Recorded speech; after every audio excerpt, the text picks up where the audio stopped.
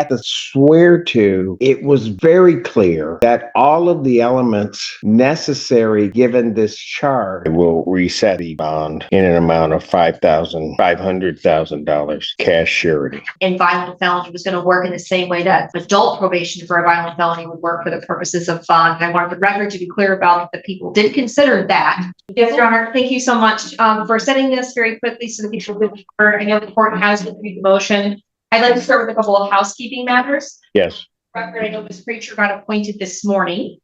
So I had an extra paper copy of the police report that I gave her in court this morning, but I know that she hasn't had the benefit of reviewing a lot of the discovery in the case. So I just wanted to put that on the record. And mostly, Your Honor, we're here today asking the court to reconsider the bond. In my written motion, I did indicate that the defendant is charged with a variety of extremely serious offenses, including but not limited to armed robbery, carjacking, assault with intent to rob, armed larceny from a person, so on and so forth. My understanding is that the defendant is currently on juvenile probation related to a CHD. He has been not compliant with that probation, most recently being put back into detention in February and released back out to his mother in March. And in this case, he was in Ann Arbor after midnight with one other individual at the time of the armed robbery, but with a group of other individual times later than the armed robbery, a group of 4 juveniles and 1 adult, ultimately an entirety of 5 people.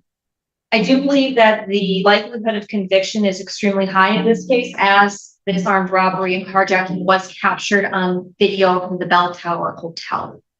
Very concerned for the safety of the community, mostly a bit concerned about the defendant's ability to comply with court orders, given his probation and non-compliance there.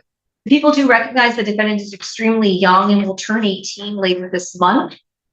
But we do believe that the PR with the home confinement tether is an abuse of discretion. We'd ask the court to revisit the issue of bond. Happy to answer any questions the court has. Thank you, Your Honor.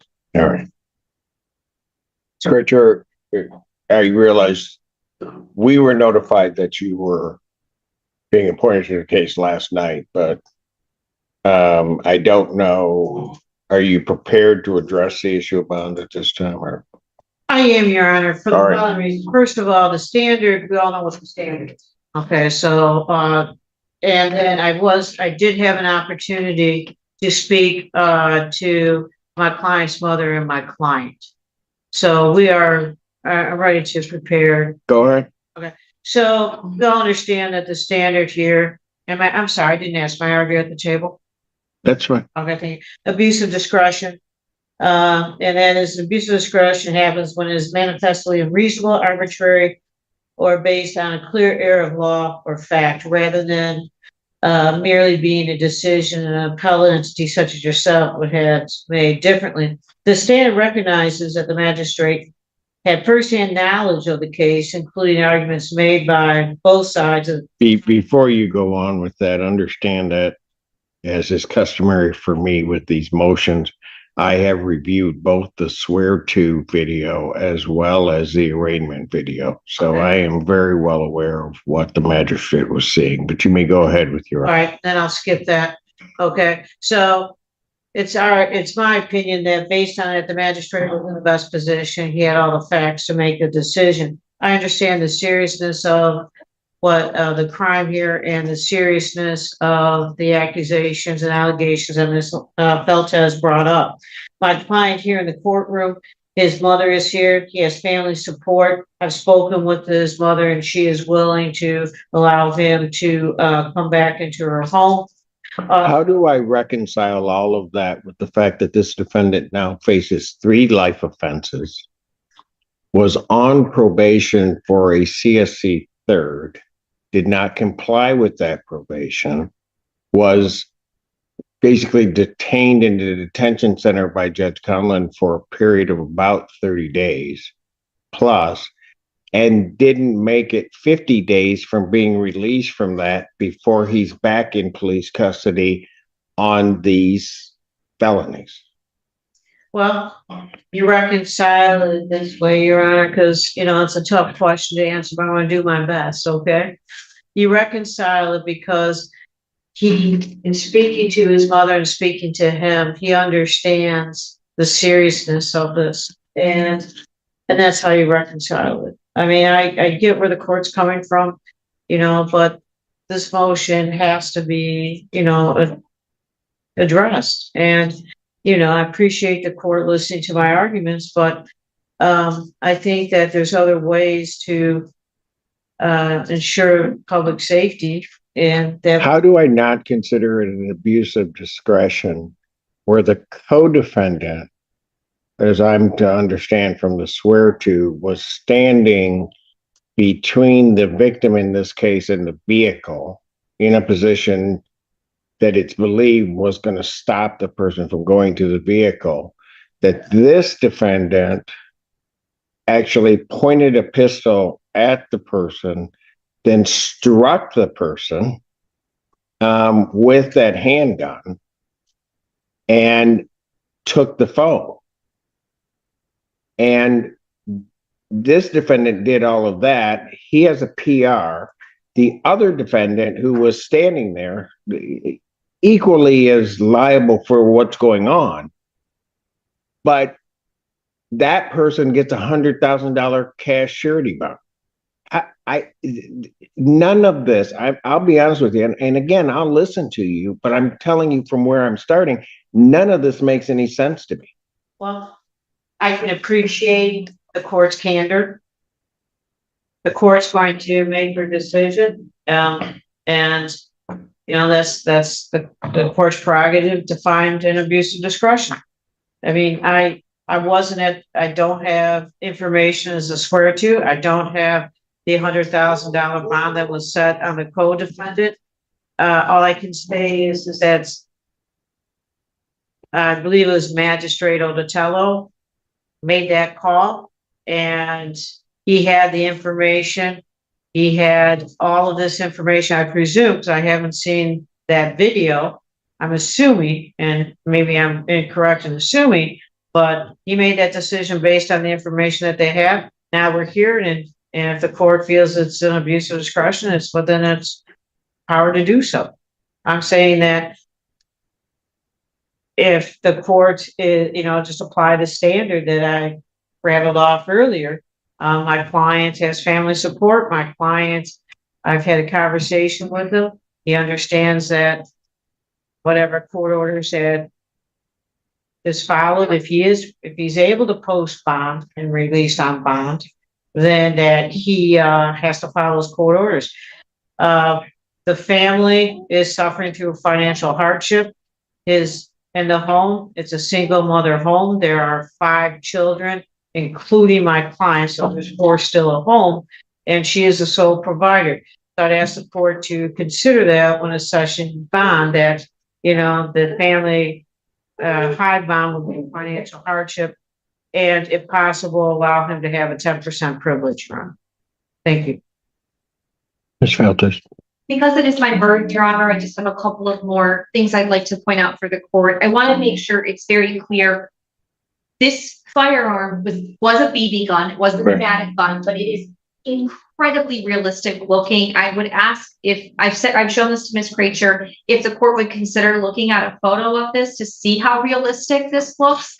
I do think it's important when we talk about this to realize that. If there's no objection from defense. No objection. It's not labeled or anything, Your Honor, and I'm not admitting it, but I just want the court to see the firearm that was recovered. I would say the weapon. I didn't say firearm. I should say weapon. In my experience, this looks like a Glock, Your Honor, and honestly, it is amazing to me how realistic it is. With no orange chip, it's completely black, the dark gray black. And the last thing that I will just let the court know. What I've already covered. I'll rest on everything I've already said. Thank you, Your Honor. Anything else, Ms. Kirk? Just what I already said before, especially about the financial hardship of any high bond would produce on the family, Your Honor. Thank you. The court, upon receiving the people's motion, they've indicated, read the motion, reviewed the swear to. I also reviewed the arraignment so that I could fully understand what information the magistrate may have When had. Judge Simpson opened this case file, he could hardly believe what he was reading. A defendant facing armed robbery, carjacking, and assault charges had been released on a personal recognizance bond. With serious allegations, video evidence, and a troubling criminal history, Judge Simpson questioned how this decision was ever approved. What happened next completely changed the course of the case. May have had at the time that the decision was made. I tried to give deference to the magistrate's decision regarding this. I will be quite frank with you, it is impossible for this court to do that in this case. The bond as set in this case, with all due respect to the magistrate, it's illogical to me. It makes no sense. I have someone, as I previously indicated, who is on or under sentence on a CSC 3, has not complied with the conditions of that probation. How would I even believe that that individual would comply with just conditions on bond on a capital case times 3? It doesn't make any sense to me. Further, that there is an indication, and I'm not sure why this was not taken into account. There is an indication that this might be a ring of individuals involved, some of them juveniles, and so that this not only is some isolated incident, but that this defendant may be involved in effectively a criminal enterprise that clearly would jeopardize and pose a risk to the community at large. I think it's, and it pains me to say this, that this bond virtually is illegal because, first of all, he's on bond and commits these offenses. Secondly, at the swear to, it was very clear that all of the elements necessary given this charge, all of the elements there regarding the presumption of guilt or the likelihood of conviction were there, that quite frankly, I'm not sure why his bond was not denied.